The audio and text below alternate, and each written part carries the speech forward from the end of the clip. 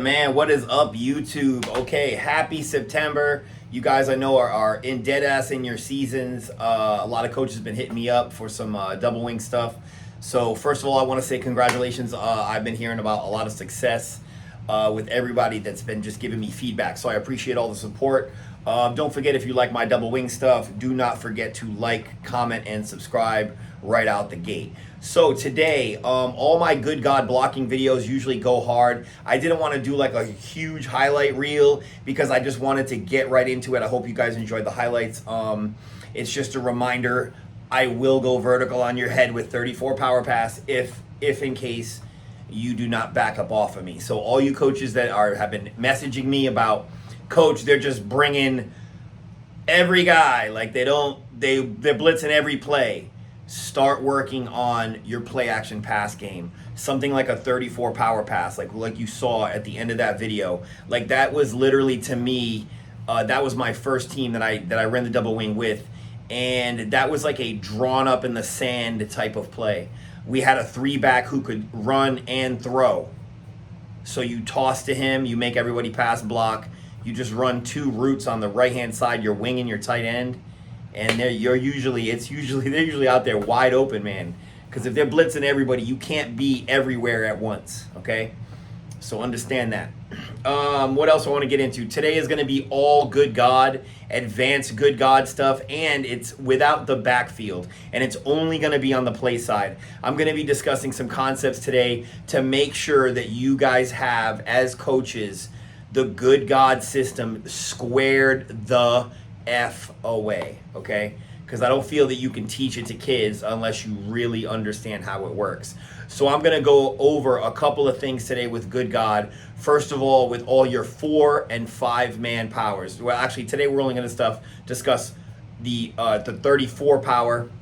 We're going to discuss running the ball to the 2-hole when you run counter traps, and running the ball to the 6-man, because I don't use holes, I use men, running the ball to the 6-man on a power, okay? So we're going to discuss 2, 4, and 6, and how that Atman moving up and down the line is going to affect the blocking, okay? And we're also going to get into a little bit of domino calls, like when is a domino, like who's calling it, because I want to make sure you guys that are seeing a lot of like 10-man fronts and like 9-2s and all of this single layer defense stuff. My answer first is always going to be attempt to wedge through it, because usually a 10-man front, like if they just put everyone in the gaps and you get a good wedge and it just blows through like 1 or 2 kids and the fullback just like sees daylight, because it doesn't take very far for the wedge to move if it's only moving like 2 kids, assuming that they don't dive into the ground.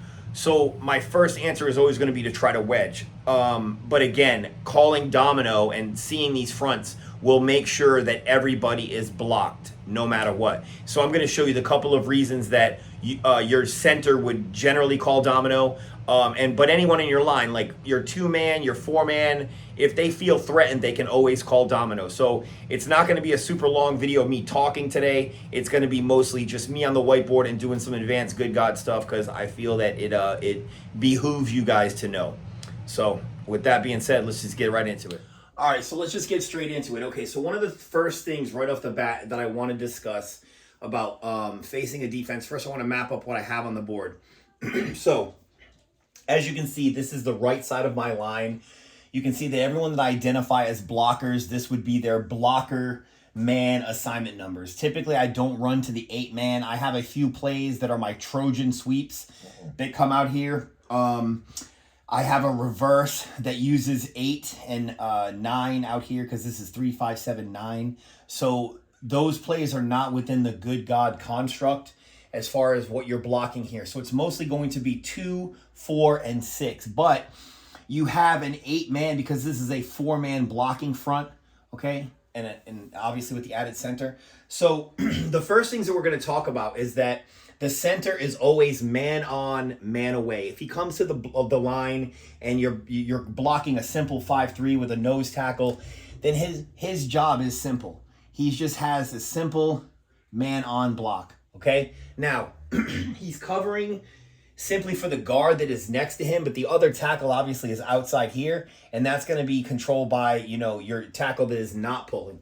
Okay, so his assignment is very simple. So man on, man away. Now, anytime the center sees a conflict, like let's say you're seeing a 5-3, but then this backer just, basically lines up down here, okay, in the backside A gap for whatever reason. Now, immediately what happens is the center is going to call Domino, okay? And that's going to put everybody in a GDO, gap, down, on, all the way across the front. Okay, so immediately gap, no, down, yes. Gap, down, gap, no, down, yes. Gap, down, no, on, yes. Okay, gap, down, boom, okay. So, this guy would also be GDO, but he'd usually follow his FBI. He wouldn't block the end. He he pretty much knows. So that's what happens when you immediately call Domino. That is basically a distress call made by the center so that he can cover for the pulling guard. So the first time that you will ever see Domino called is when your center calls it because he is in conflict. Okay? If he comes to the line and he sees this simple stuff, okay, then he's got a simple on block. If he sees this, it's an immediate Domino call. The entire line goes to a GDO concept. Everyone's covered. You still have the end coming in. I didn't draw the backfield because I don't really care about that, but there's a kick out block made by the fullback. Okay, this kid is a free runner. This kid runs up here to backer. He is blocking first, backer inside, assuming that you were running this play to the 4-man, okay, which is typically what 95% of double wing teams are going to do. They are going to run off the outside hip of this tackle right here, okay? So understand that. So these blocking rules are typically set up for your 4-man being your best dry blocker, this being your best run blocking tight end. All right, so we've gone over some Domino. All right, so let's get into my next coaching point. All right, so I've erased the board and gone to my next concept because I know, a lot of coaches out there, like coaches, coach, we're not seeing 5-3s. We're seeing more pressure. We're seeing teams bring the house on us and we want to know what to do. Okay, so I'm going to go over Good God against, basically, this would be kind of like a 6-2. This would be representative of what you see with a 6-2. And they, it would actually be cheated because there would be a backer more over here. And then this backer would kind of be like washed in between here. But I'm showing that they've shifted backers over. Okay, because I want to talk about some of the pressure that you guys, are seeing, and also some of the things that would be immediate Domino calls. Okay, so how this blocks out. So let's just say this play is Ray 34 power. So we know it's a power to go to the 4-man. So the Atman, we are running at you, so you must be good. Okay, so the Atman, the 4-man is blocking gap on, outside gap, down. Okay, so he steps to the line. He sees it doesn't have any gap block. He has an on block. So that's his guy, okay? Now, the Good God system states all men that are inside the Atman are blocking God. Gap on, down. Guard steps to the line, sees he has nobody in his gap, sees that he has an on block, okay?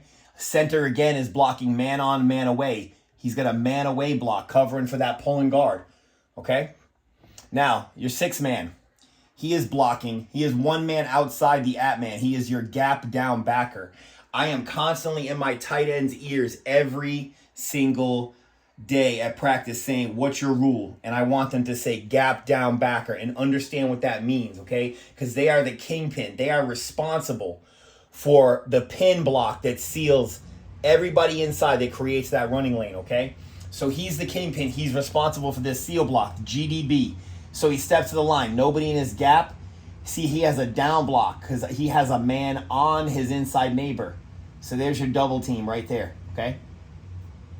Now, you have everyone next to the kingpin, who follows the kingpin? Always the FBI. You have a 4-man blocking front. He is taught to avoid the defensive end. This is not a backer. FBI stands for first backer inside. So teach your wings. Avoid, okay? Go straight up to backer, okay?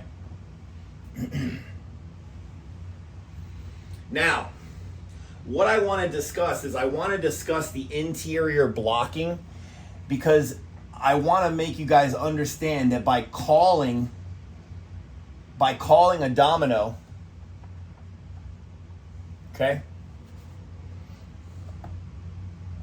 what it's going to do if you guys start seeing a lot more pressure, okay? Because realistically, the domino is really only going to affect the 2-man, the 4-man, and the 6-man, and to some degree the center, because the center is going to call it, okay? So what if you run a bunch of Ray 34 power and you're beating the crap out of even their 6'2"? So all of a sudden you start seeing this.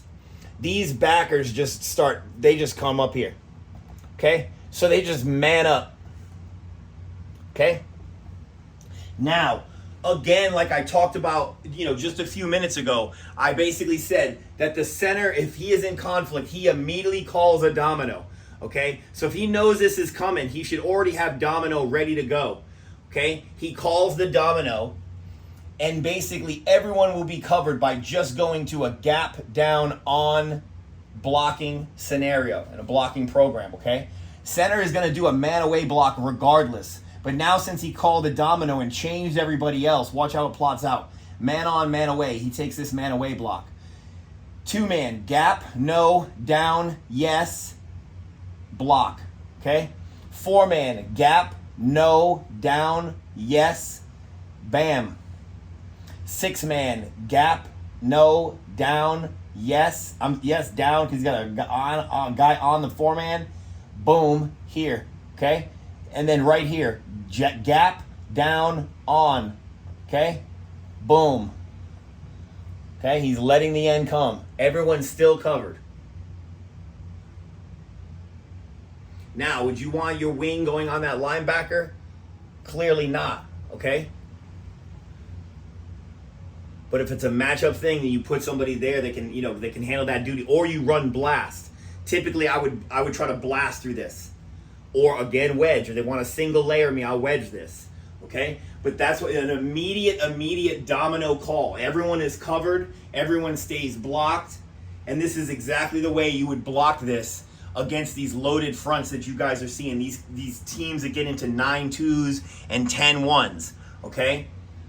But as I said in the beginning video, work on your guys' passing, because it can be deadly to anybody trying to do this. Okay?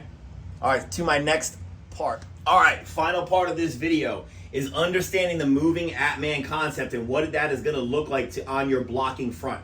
So going right off the bat, understand your blocking assignments and make your players understand blocking assignments to the 4 and the 5-man, most importantly, because that is where 85, probably 85, maybe even 90% of your plays are going to be going to. So make sure they understand their assignments for the 4-man and 5-man. So when you're blocking a 4-man play, the rules look like this. This man is blocking good. This man is blocking God. The center is always blocking man on, man away. The 6-man is blocking gap, down, backer. And this guy is blocking first, backer, inside. Okay? So this is for a 34 power, a 14 power. Anytime you're running to the 4-man and running a power, this is what it's going to look on the blocking on the play side. Okay? Now, let's say you move that out to the 6-man. Okay? Now you're going to run at the 6-man. I do this a lot against 4-4s. 4-4s want to put a defensive tackle. They want to put it inside here. They want heads up on my tight end. And we can roll like that. That's fine if that's what you want to do. Okay? So I will switch the Atman to the 6-man. Now, how that maps out is your 6-man is blocking gap on, outside gap down. He is blocking good. Both of these kids inside him are both blocking God by rule. Man on, man away, as always. And then this kid now becomes your gap, down, backer kid. Okay? Really depends on how this plays out. The reason this plays out like this is because a 4-4 will put a tackle here, and then they'll put a backer out here. And I want this. I want this kid blocking an on block, and I want this kid blocking a down block. this is where I want the double team to happen. They can do that. I'll do that all day against a 4-4 team. Okay? Now, going away from that theory, what if you want to run more inside, coach? How does that work out? Well, I'm going to show you. This is going to be the most important 3 minutes. Okay, so I typically only use counter traps to my inside 2 interior holes. And I do that a lot of times for, sometimes I'll have something like, let me see, like something like this. Yeah, like, you know, maybe like a 6-2, something like that, okay? And they got another kid over here. So I will counter trap to this. Now, don't worry about what is going on in the backfield. Understand that this is going to be your pulling guard and he is going to be the kick out man. Now, when you are calling an inside trap play, now this kid is the Atman. So he is blocking gap on, outside gap down. Okay? So right now he has an on block. Boom. Man on, man away. Okay? Now, your 4-man is blocking gap down backer because he is the kingpin. Okay? So automatically by rule he's going to down block. Boom.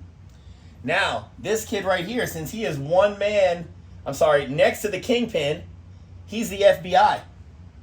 First backer inside.